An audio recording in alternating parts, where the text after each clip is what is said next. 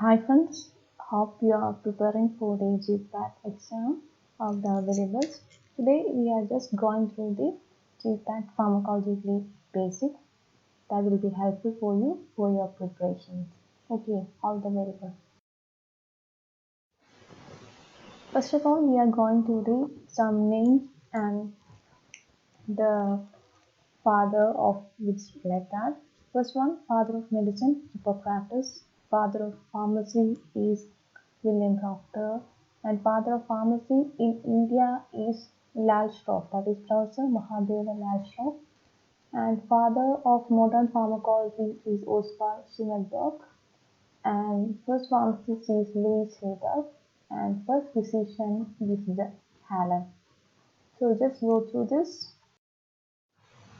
Next, we are moving to a term that is bioavailability.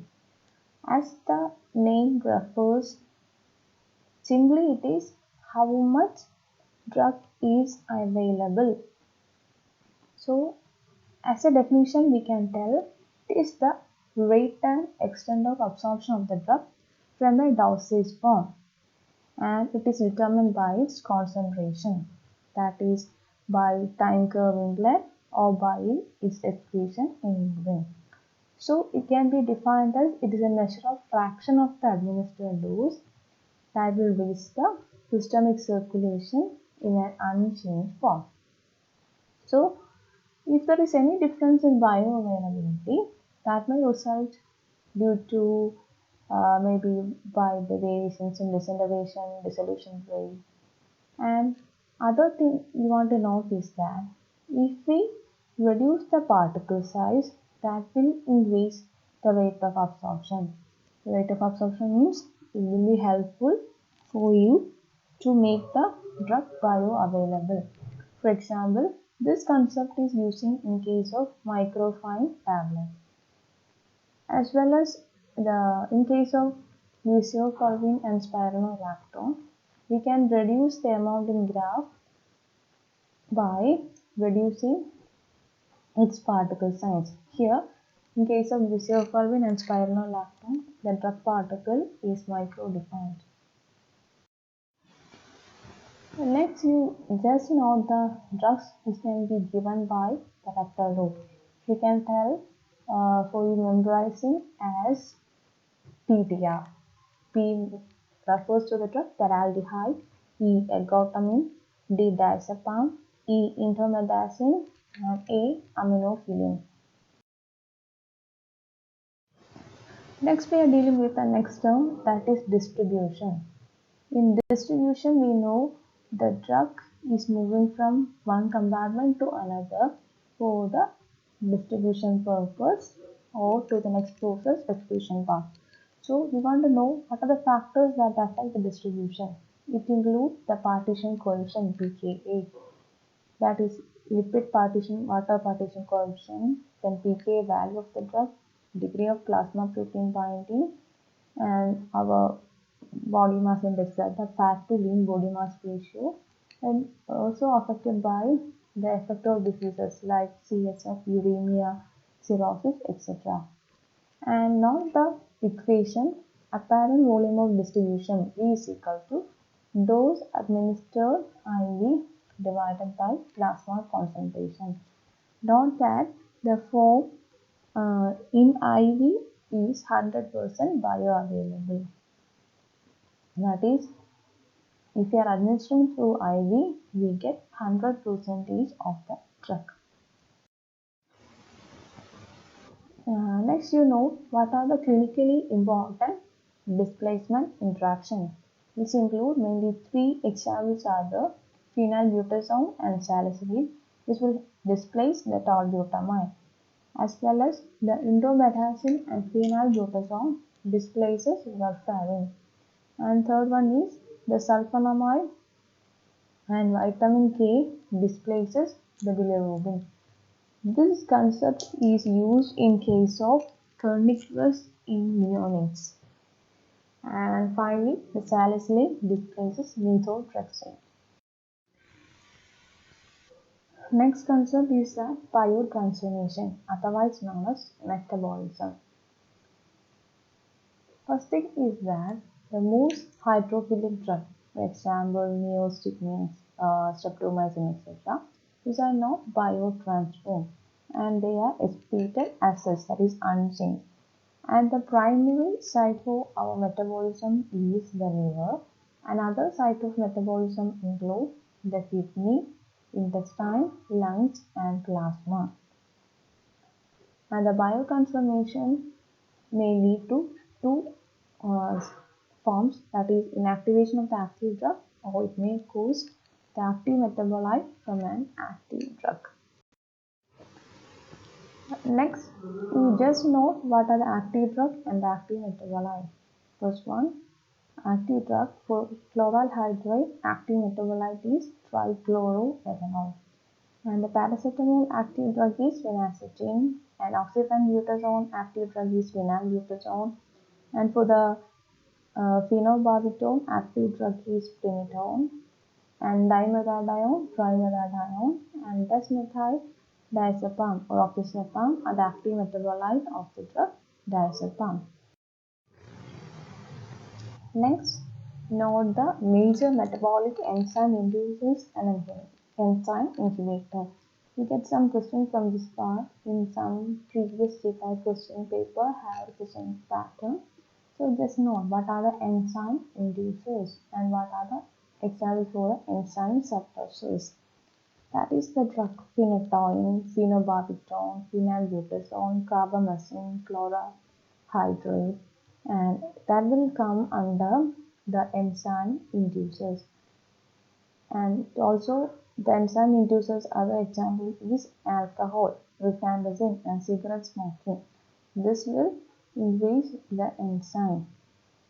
And enzyme suppressors are hydrocortisone, erythromycin, ketoconazole, aspirin, MAO inhibitors, testosterone, corticosteroid, and grapefruit juice. Just note the examples. Next is the renal excretion. Renal excretion means, as we know, as a part of renal excretion, we come across different processes. And the major part is the glomerular filtration. And the glomerular filtration of the drug, which will depend upon the plasma protein binding as well as the renal blood flow. Glomerular filtration rate will decrease after as we progressively move after the age of 50. So GFR rate will decline after 50 age or 50 years. And other reason for the decline in GFR is because of renal failure. The substances used to measure the glomerular filtration rates are inulin and EDTA, creatinine EDTA. Next process coming under the renal excretion is tubular reabsorption.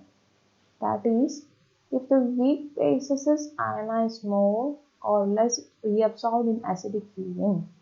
And next phase is, if it is a weak acid, it will ionize more and less reabsorbed in alkaline urine. So you note in opposite manner. If it is a weak base part is ionized more, then we are less reabsorbed in acidic urine. As the same case, weak acid ionized more, then opposite, that is less reabsorbed in alkaline urine. So, if the urine is alkalinized in barbiturate or in case of salicylate poisoning, we can treat it by acidify in morphine and amphetamine poisoning. Next process coming under the renal excretion is tubular secretion. Here, note the tubular reabsorption. If the renal clearance is greater than or GFR rate is greater than 120 ml per minute, here we are assuming an additional tubular secretion can be assumed in such case. Next, it is an important thing, note the drugs which can increase the potassium level. For that, we can note as called as PAX. PAX means the drug propranolol, aspirin, captopril, potassium chloride, and spironolactone are the example of drugs which will increase the potassium levels. Next, we are dealing with the mechanism of some important drug action. That is, in case of the mass of the drug, we are using this concept in case of laxative like brand and protective. Whereas absorptive property are utilizing in case of charcoal and kaolin. And osmotic activity is utilizing in case of magnesium sulfide and mannitol. Radioactivity concept is using in iodine 131 and radioisotopes. And radio-opacity concept in case of contrast media like barium sulfate, urogaphine, etc. And going to case of chemical actions, in case of antacid, we are, for example, in case of aluminum hydroxide like that, we are using the concept of neutralizing the gastric hydrochloric acid. Whereas in case of acidifying agent, we are using what are the drugs react with buffers in plasma. And in place of alkalinizing agent, we are using the concept of alteration of pH of urine. In case of oxidizing agent like potassium permanganate, iodine, etc., we are using germicidine and inactivate ingested alkaloids. And in case of chelating agent like EDTA, British antilaricide, and penicillamine, we are trying to sequester the toxic metals. Next, we are moving to some concepts which are very important. First of all, what is receptor? This is a specific binding site with functional correlate. And three concepts are the agonist. Agonist means this will produce an effect similar to that signal. That is, agonists have both affinity and maximal intrinsic activity. Whereas in case of inverse agonist, this will produce an effect opposite to that of agonist. And in case of antagonist, this will prevent the action of the receptor. Here, antagonist has affinity here, but no intrinsic activity. In case of agonist, which have both affinity and maximal intrinsic activity. Whereas in case of antagonist, it has affinity but no activity. Next term is partial agonist. If the agonist is having partial action, means it have affinity but sub-maximal intrinsic activity. Next term is ligand. Ligand is obtained from a Latin word ligare, which means bind. So this is a molecule which attaches or selectively attaches to only a particular some receptors. And we come across that, for example, in case of partial agonist, this come across it have affinity and sub-maximal intrinsic activity. Hope you know what is affinity and intrinsic activity. For those who are not able to follow, just now affinity means an ability of a drug to combine with a receptor, whereas intrinsic activity is simply what is efficacy. That is, the ability of the drug to activate the receptor and to occupy that particular receptor site. Okay, so affinity means ability to combine, and intrinsic activity means efficacy. That is, efficacy to activate the receptor and bind to that occupation site. Inverse agonist means it has affinity but intrinsic activity with a minus sign. Inverse. So, intrinsic activity with minus sign. Next, moving to the concept that is synergism. Synergism means synergism obtained from two words, that syn and ergon. Syn means together and ergon means work. So if the drug is facilitated or the action of one drug is increased by other, they can be said to be synergistic. Okay, under that synergistic, we come across the term additive. Additive means A plus B is equal to the effect of the drug A plus effect of drug B. This additive effect can be seen in case of aspirin combined with the paracetamol. This will increase the analgesic or antipyretic action. And the nitrous oxide plus ether, which is a general anesthetic. And ephedrine when combined with theophylline, which will increase the bronchodilator action is also an example for additive effect. And in case of sulfadiazine combined with sulfamethoxam, sulfamethoxam, etc., this will increase the antibacterial effect. So these are the examples for the drugs which will undergo additive effect. Next concept is supra-additive. That means it is potentiation. That is effect of A plus B which will produce an effect greater than effect of drug A plus B. This supra-additive effect can be seen in case of acetylcholine when combined with isostigmine, which will inhibit the breakdown. That is in case of supra-additive effect, which will mostly produce an opposite effect. That is in case of levodopa, carbidopa, antinyl cocaine, etc., which will inhibit the peripheral metabolism.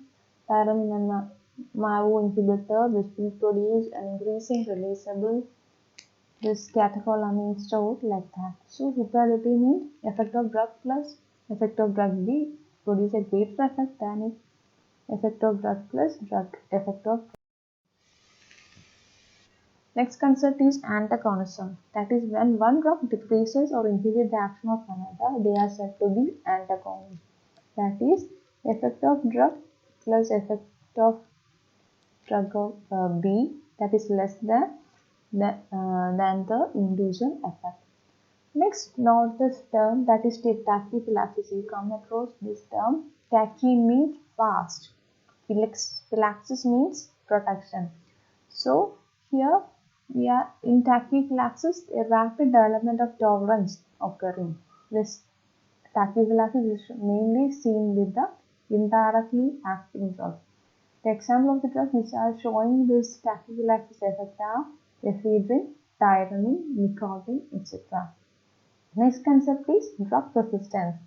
That is, if the microorganism is some way tolerant to some inhibitory action of antimicrobial, for example, Staphylococcus penicillin, that obtaining tolerance to microorganism by some antibiotics, mainly by antibiotics, is known as drug resistance. Next, we can move to the adverse drug effect. Adverse drug effect means what are the undesirable or unintended consequences of the drug administration. So it is maybe either type A or type B. Type A means augmented or predictable reaction.